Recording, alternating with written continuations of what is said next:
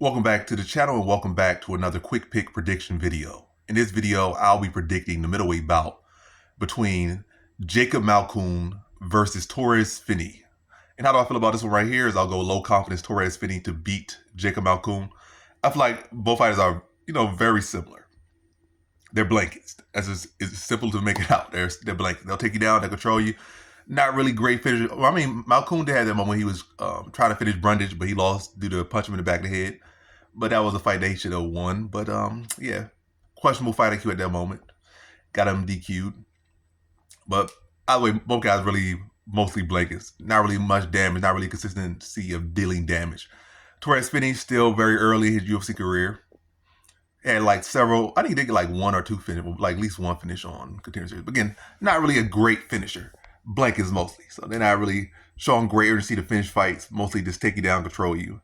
If they can hold you down and lay on you for 5 minutes, they'll prefer that over, risking anything and getting a finish like that. I mean, risking anything, trying to get a finish, then losing that position, Position in the way, like 99%, or I'm not saying 90, like 90%, 89% position over submission finish type of guys. So they're more so heavily in the blanket department. But I'll lead Torrez Finney. I feel like he has more upside. We haven't seen all we have from him. I feel like Malkoun, we have seen, we've seen more fights from him.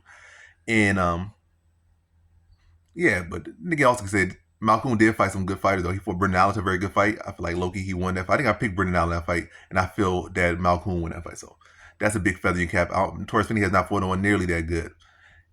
But also, Malkoun has been inactive. He hasn't been active, whereas Finney has been active. I don't think Malkoun even fought in 2025. Whereas Torrez Finney, he's been busy, so I like that he's been busy. I like that he's been trying to test himself out. Obviously, the guys he's been training with have not really been going serious with him. Like he struck with trained striking with I think Pereira. I know he trained with the 6'8" Cuban guy. I forget his name. That's in KFC, not KFC, but Karate Combat Champion. I forget his name right now. Former UFC fighter. But, I've been saying him, like, test himself. So I think he's been working on striking. I think that's going to help him here. I think his activities, being active, is going to help him here. And I'll say decision.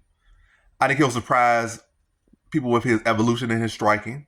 And I think he'll be able to chain that in with his wrestling. And I think the activity will allow him to be fresh, feel confident, and just push a higher pace and edge a slight decision here. I think it's going to be a very close fight, too, like kind of like a mirror match. But the evolution and activity is going to help Finney here to edge a slight decision, right? Probably edging him on takedowns, maybe like 4-2 or something, or 4-3, very close matchup. Then maybe just landing a little more to him. It might be even rocking Malkoun at some point in this fight. And that could be a factor as well, again, the evolution in striking. And the fact that we have not really seen him in the cage show any great significant strike. So if he shows any significant improvement, it's going to catch Malkoun off a bit. So that could be a surprise. Well, also, he's so short and stocky, explosive, like, yeah. He probably not gonna be confusing to be the judge what's coming at you, especially again if it's not really in his tape, because now you just kind of like have to adjust on the fly. So you be used to him so just diving at your ankles all the time and so be so predicting that so much that you can't really tell the difference. Like when he just slight little level change, he's already so short and the overhand comes out of nowhere and touches you right on your button. So I feel like that could be a factor here. But yeah, slight edge for Finney here to win by decision. So in this one, I got Torrez Finney via decision.